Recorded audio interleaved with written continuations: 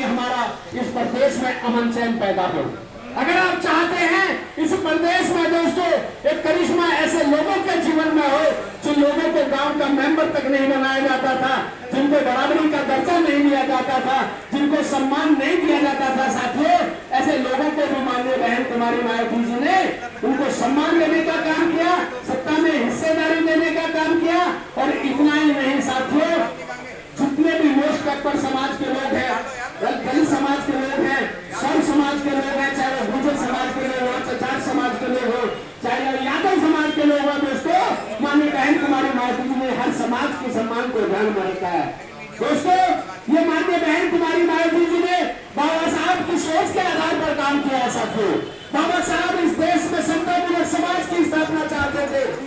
दाता symbol of knowledge doctor B R. Ambedkar साहब के चरणों में करते हुए साथ ही साथ DS4 बामसेफ एवं बहुजन समाज पार्टी के संस्थापक माननीय श्री कांशीराम साहब के चरणों में श्रद्धा को समर्पित करते हुए सूबे की 4 बार मुख्यमंत्री रही बहुजन समाज पार्टी की राष्ट्रीय अध्यक्षा परम आदरणीय बहन कुमारी मायावती जी को अपना आदर्श नेता मानते हुए आज मोदीनगर विधानसभा में आयोजित ये अति महत्वपूर्ण मीटिंग, इस मीटिंग के मुख्य अतिथि के रूप में उपस्थित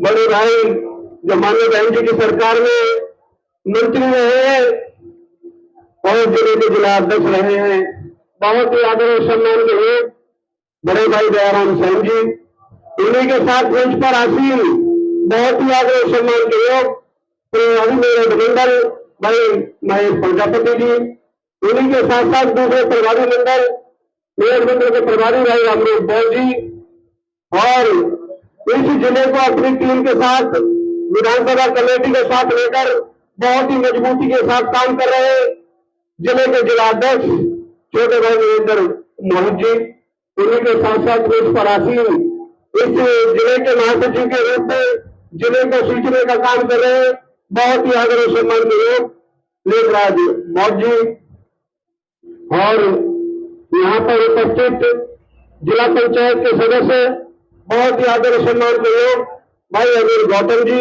उन्हीं के साथ साथ मंच पर आसीन जिला पंचायत के सदस्य भाई नदीम चौधरी जी, उन्हीं के साथ साथ मंच पर आसीन भाई प्रवीण तोमर जी, आफ्ताब तोमर जी, और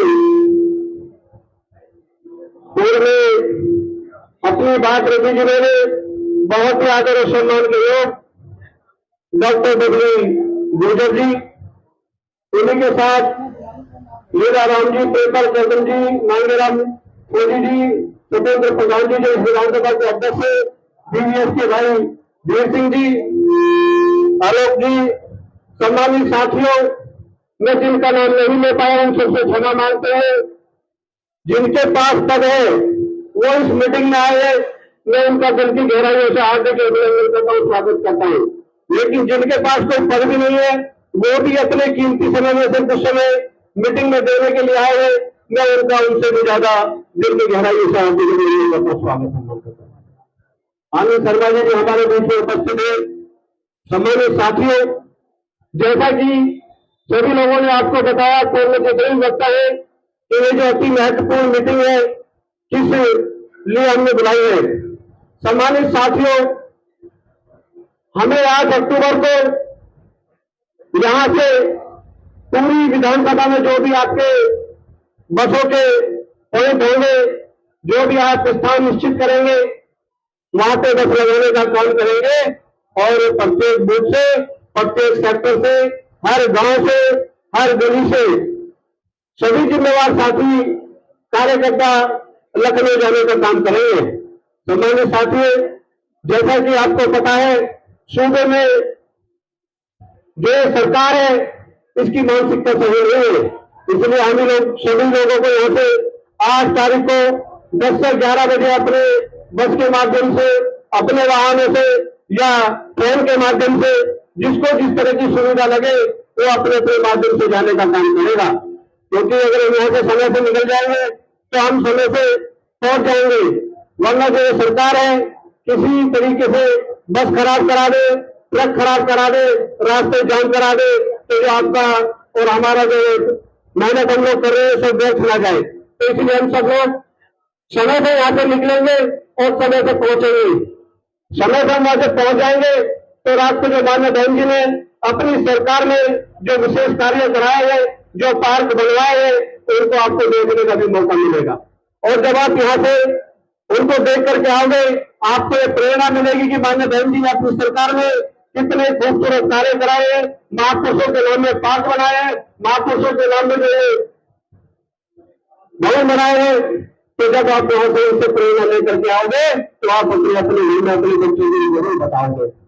सम्मानित साथियों, हमें बहुत ही मजबूती के साथ माननीय बहन जी के हाथों को मजबूत करना है।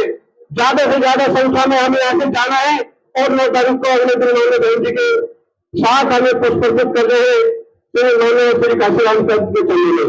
माननीय बहन जी भी वहीं पर पुष्प अर्पित करेंगी और जो भी पूरे प्रदेश का प्रोग्राम होगा सब वो लखनऊ में होगा। सम्मानित साथियों, माननीय बहन जी अपनी जो बात रखेंगी तो सुबह 9 बजे अपनी मंच पर आ जाएंगे और अपनी बात रहेंगी। और मंच के बाद जो भी समापन होगा मीटिंग का, तो जितने भी हमारे कार्यकर्ता यहाँ से जाएंगे बड़े आराम से वहां से उठे हैं, किसी तरह की भगदड़ नहीं होनी चाहिए। क्योंकि आपका जरा सा भगदड़ मचाना हो सकता है किसी दुर्घटना का कारण ना बन जाए, इसलिए बड़े आराम से तसल्ली से वहां से निकलना है, जिससे हम लोग यहाँ से सुरक्षित जाएंगे और सुरक्षित वापस पहुंचे। ये माननीय बहन जी के दिशा निर्देश हम लोगों को दिए गए हैं कि जिस तरीके से अपने कार्यकर्ता को यहाँ से निकालोगे उसी तरीके से सह सम्मान उनके घर तक उनको पहुंचाने का काम उसी कार्यकर्ता है जो उसके बारे में रहेंगे। सम्मानित साथियों, माननीय बहन जी ने अपनी सरकार में जो विशेष कार्य किए हैं वो किसी से छुपा नहीं है। सम्मानित साथियों, एक बार की बात है, माननीय बहन जी की सरकार थी और माननीय बहन जी की सरकार में बाबरी मस्जिद का एक फैसला होना था। तो पूरे मीडिया में ये चर्चा का विषय बना हुआ था कि भाई बाबरी मस्जिद का फैसला आने वाला है, तो ऐसा ना हो हिंदू मुस्लिम यहाँ पे ज्यादा हो जाए, हिंदू मुस्लिम झगड़े ना बन जाए। तो माननीय बहन जी ने जब इस चीज की जानकारी ली तभी माननीय बहन जी ने सारे अधिकारियों को इकट्ठा करके बुलाया और माननीय बहन जी ने आदेशित किया कि इस प्रदेश में हिंदू मुस्लिम को छोड़िए एक परिंदा भी पर नहीं मार सकता। माननीय बहन जी ने ऐसा आदेशित किया और आपके सामने फैसला भी आया और किसी तरह की कोई दंगा फसाद, कोई लड़ाई झगड़ा किसी तरह की नहीं होगी। ऐसा माननीय बहन जी का शासन प्रशासन है, ये किसी से छुपा नहीं है।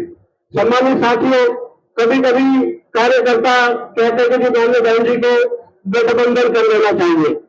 ये चर्चाएं चलती है कि माननीय बहन जी को गठबंधन में शामिल हो जाना चाहिए, लेकिन आपको याद होगा 2022 में जो सरकार बनी है उसमें जो गठबंधन हुआ है, तो गठबंधन से पहले जो गठबंधन की चर्चाएं चल रही थी, तो जो गठबंधन की सरकार जो मीटिंग हुई थी, तो मीडिया वाले लालू प्रसाद जी से पूछते हैं कि भाई आपने माननीय बहन जी को नहीं बुलाया इसमें, तो लालू जी का कहना था कि हमने मायावती को मीटिंग में नहीं बुलाया।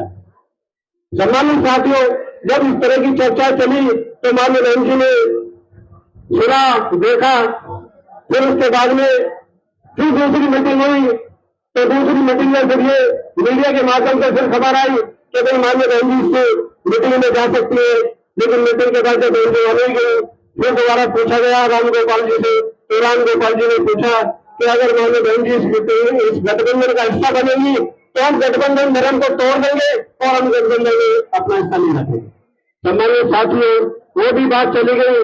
फिर एक मीटिंग गठबंधन की रखी गई, फिर उस गठबंधन में मीडिया के माध्यम से फिर ये पता लगा कि भाई माननीय बहन जी इस बार हो सकता है शायद गठबंधन में आ जाए, लेकिन अखिलेश जी कहते हैं कि माननीय बहन जी अगर गठबंधन में आ जाएगी तो उसकी जिम्मेवारी लेगा कौन।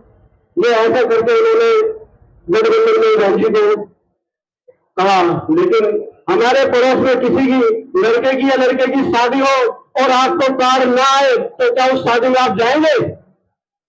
बताइए सम्मानित साथी, क्या आप जाएंगे शादी में? इसीलिए हम गठबंधन का हिस्सा नहीं बने।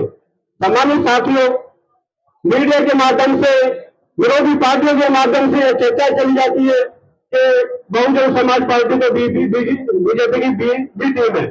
लेकिन हम आपको बताना चाहते हैं कि इस बार जो उपराष्ट्रपति के चुनाव हुए हैं, उस राष्ट्रपति के चुनाव में ना तो हमारा कोई सांसद था, ना कोई राज्यसभा सांसद था, तो फिर ये उपराष्ट्रपति कैसे बना? उसकी 452 वोटें कैसे आई? उसमें तो बीएसपी का कोई भी सांसद नहीं था, कोई राज्यसभा सांसद नहीं था, फिर ये कहां से वोट इतनी? जबकि उनके पास में इतनी वोट भी थी बीजेपी के पास में। ये कौन है बीजेपी की बी टीम? ये आप लोगों को यहाँ से सोच के समझ करके जाना है और अपने विचार करना है। सम्मानित साथियों, मानव बहन जी ने तय कर लिया है कि आने वाले समय में 9 अक्टूबर को जो विशाल जनसभा होगी, जो माननीय काशीराम साहब का परिनिर्वाण दिवस मनाएंगे, उसके बाद में मानव बहन जी उसी दिन चुनाव का विघ्न फेंक देंगी। और सम्मानित साथियों, मैं आपको विश्वास दिलाना चाहता हूँ, आने वाले 2027 में आपके अपने बलबूते की सरकार बनने वाली है, क्योंकि गठबंधन का कुछ होने वाला नहीं है। इन्होंने गठबंधन 2017 में किया, 2019 में किया और 2022 में किया। जितने मुस्लिम की तादाद थी, उन्होंने पूरी ताकत लगा के देख ली गठबंधन को वोट दे करके, लेकिन इनके क्या हुआ? बीजेपी को नहीं रोक पाए। लेकिन अब तुरंत सारे मुस्लिमों को यह कहना है कि 2022 में हम जी तादाद में वोट देनी थी, गठबंधन को दे दी। जब ये बीजेपी को नहीं रोक पाए तो अब बसपा के साथ ही जाने नहीं पाएगा, क्योंकि 22% दलित वोट, 22% मुस्लिम वोट, टोटल 44% वोट बनता है। जबकि हमारी 2007 में 29% के ही बल पे हमने सरकार बना ली थी। सम्मानित साथियों, समय बहुत हो गया, आप लोग भी काफी समय से बैठे हुए हैं, तो मेरा बस आप लोगों से यही अनुरोध आ गया है कि जो भी आपको हमारे मुख्य अतिथि जी बताएंगे, तो उसको बड़े आराम से ध्यान से सुनकर जाएंगे और अपने अपने क्षेत्र में अपने माध्यम से वहां सबको बताने का काम करेंगे। सम्मानित साथियों, मैं बस अपनी बात को ये खत्म करूंगा। जय भीम, जय भारत, खुदा हाफिज, जय सब समाज।